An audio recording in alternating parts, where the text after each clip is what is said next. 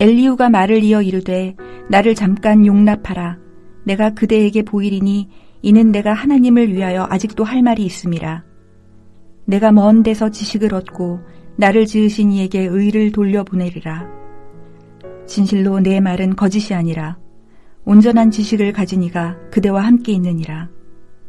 하나님은 능하시나 아무도 멸시하지 아니하시며 그의 지혜가 무궁하사 악인을 살려두지 아니하시며 고난받는 자에게 공의를 베푸시며 그의 눈을 의인에게서 떼지 아니하시고 그를 왕들과 함께 왕자에 앉히사 영원토록 존귀하게 하시며 혹시 그들이 족쇄에 매이거나 환난의 줄에 얽혔으면 그들의 소행과 악행과 자신들의 교만한 행위를 알게 하시고 그들의 귀를 열어 교훈을 듣게 하시며 명하여 죄악에서 돌이키게 하시나니 만일 그들이 순종하여 섬기면 형통한 날을 보내며 즐거운 해를 지낼 것이요 만일 그들이 순종하지 아니하면 칼에 망하며 지식 없이 죽을 것이니라.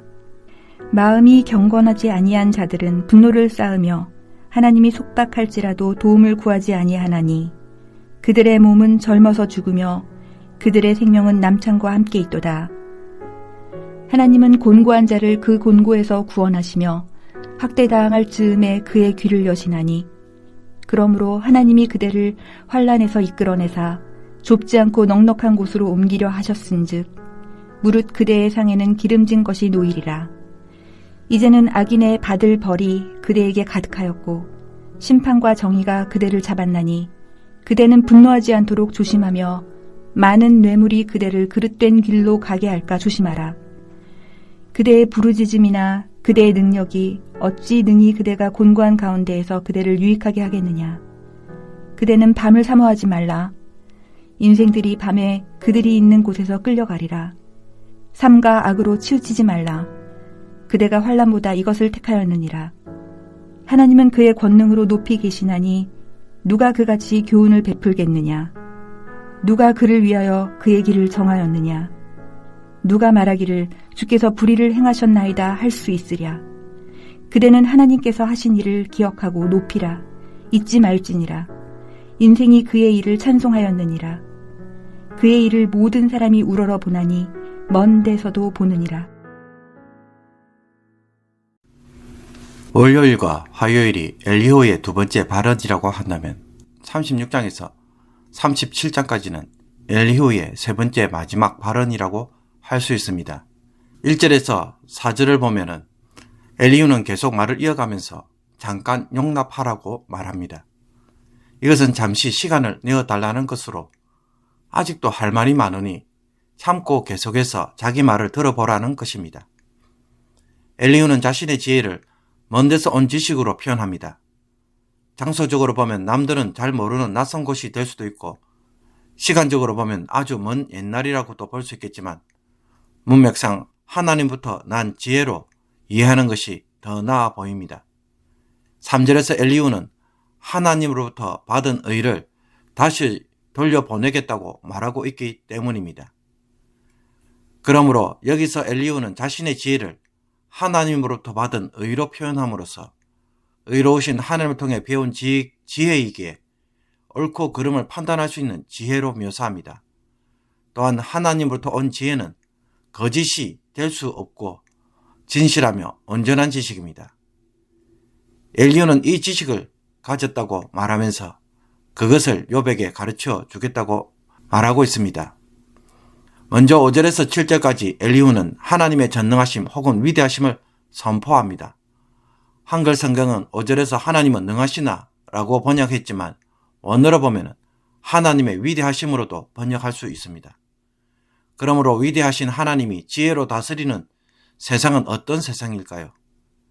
지혜가 옳고 그름을 판단하는 것을 보여주기에 이 세상은 참으로 하나님의 공의로 다스리는 세상이라고 엘리후는 증거합니다.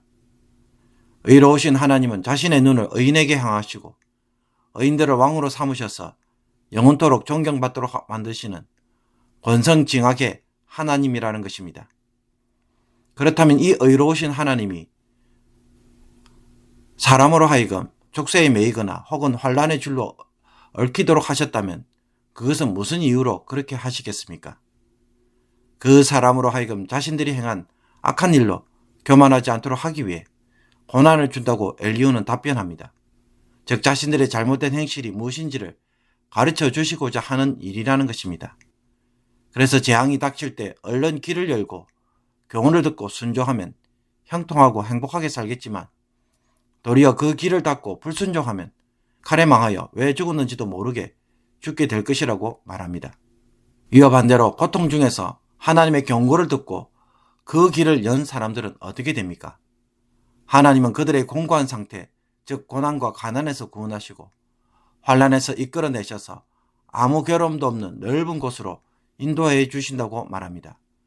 그리고 그곳에는 기름진 음식들이 가득한 잔치상이 기다리고 있습니다. 한마디로 고난을 통해 회개하는 자들에게 주시는 복이라는 것입니다. 엘리후는 이 지혜를 가지고 이제 욥에게 적용합니다. 이런 관점에서 욥이 당하는 고난을 보니 그 고난은 어떤 고난입니까? 그것은 악인과 하나님의 뜻에 무지한 자에게 내리는 징벌이고 바로잡기 위한 하나님의 심판과 정의였습니다. 따라서 이런 하나님의 진노를 피하려면 욥은 어떻게 해야 된다고 엘리후는 권면합니까? 첫째는 돈에 눈이 멀어서는 안 된다고 말합니다.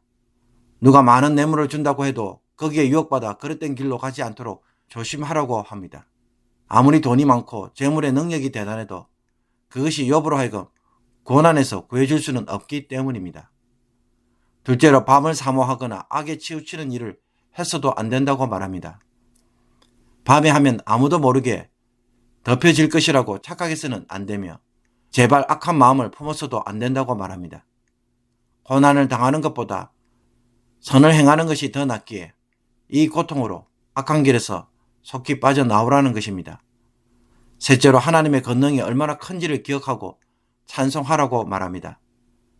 하나님의 이런 위대하심과 그 능력에 누가 감히 교훈을 이야기하고 하나님을 위해 길을 정하는 일을 할 수 있겠습니까? 그러므로 사람이 감히 하나님에게 불의를 행하신다고 불평할 수 없고 그저 하나님이 하시는 일을 기억하고 높이며 찬송할 수밖에 없습니다. 사람들은 과거에 하나님이 창조하시고 세상을 의로 섭리하시는 걸 다 보았고 아주 멀리 있는 사람이나 혹은 옛날 사람들도 이 하나님이 위대하신 분이심을 다 지켜보았으니 하나님을 높이는 것이야말로 사람이 해야 할 마땅한 도리인 것입니다.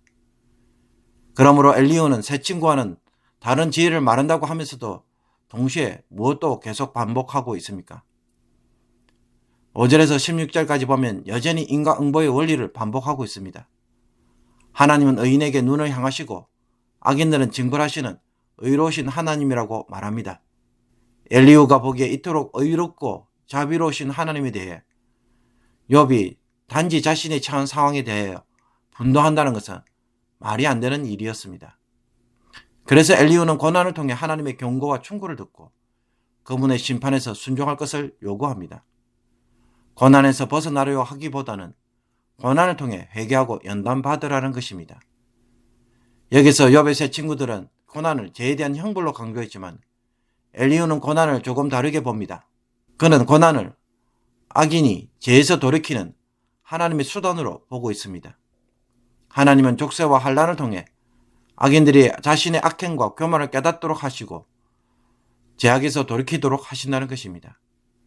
그래서 이 경고를 듣고 돌이키면 다시 살게 되고 구원을 받게 되지만 반대로 행하면 젊어서 죽고 남자 창기처럼 죽게 될 것이라는 것입니다. 그러므로 이런 위대하신 하나님이 베푸시는 교훈에 대해 욥은 어떻게 해야 하는 것입니까? 하나님께서 불의를 행하신다고 반항하거나 불평할 것이 아니라는 것입니다. 도리어 하나님은 크게 찬양받으셔야 할 분이라고 엘리후는 보고 있기에 욥의 불평과 분노는 너무나도 잘못된 행동이었습니다. 엘리후의 판단대로 욥이 정말로 잘못한 일이 있었다면 그의 말은 결코 틀린 말이 아닙니다. 그러나 욥에게는 이것이 해당이 되지 않습니다. 이 말은 욥과 같은 사람들에게는 언어폭력이고 상처 주는 말이며 정죄하는 말이어서 참으로 조심해야 합니다.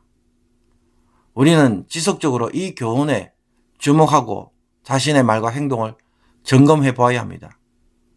그러나 솔직히 말해 우리는 욥처럼 살지 않았고 살아본 적도 없었기에 또 다른 한편으로는 엘리야의 말도 귀담아 들을 필요가 있습니다.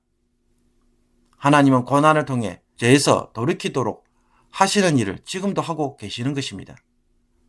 성도에게 주시는 고난은 죄에 대한 대가를 지불하는 것이 아닙니다. 그것보다는 고난을 통해 죄를 미워하도록 만듭니다. 고난을 통한 아픔 때문에 죄의 결과가 무엇인지 눈을 뜨게 하시고 더 이상 죄를 사랑하지 못하도록 하고 계십니다.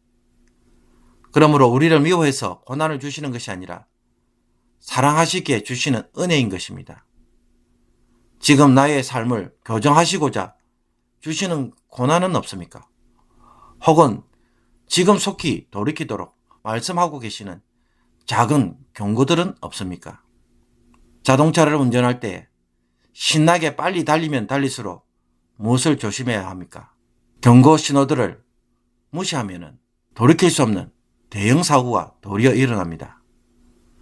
내가 잘 나갈 때 보여주시는 작은 문제들의 경고등에 대하여 우리가 주목할 필요가 있습니다. 안 그러면 그것이 비록 작은 일이지만은 내가 너무 빨리 달리기 때문에 지금까지 이루어 놓은 것들이 한순간에 무너질 수도 있습니다.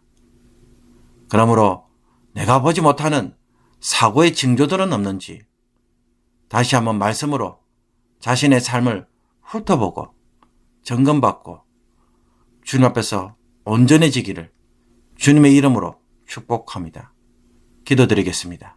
거룩하신 하나님 아버지, 엘리야가 말한 것처럼 작은 고난이든 큰 고난이든 인생의 문제들을 통해 우리를 거룩하게 하시고 회개하게 하시며 바른 길로 돌이키도록 하신 은혜에 저희들의 눈과 귀가 열려지게 하여 주옵소서. 속히 회개함으로 대형 사고로 나가지 않게 하여 주옵소서. 작은 제약에도 민감하고 조심하는 저희들이 되게 하여 주셔서 오늘도 하나님과 동행하는 귀한 죄 백성들 되게 하여 주시며 평안으로 인도하시는 하나님의 발걸음에 함께 걷는 저희들 되게 하여 주시옵소서. 이 은혜를 풍성하게 누리는 죄 백성들 모두가 되게 하여 주옵소서. 예수 그리스도의 이름으로 기도하옵나이다. 아멘.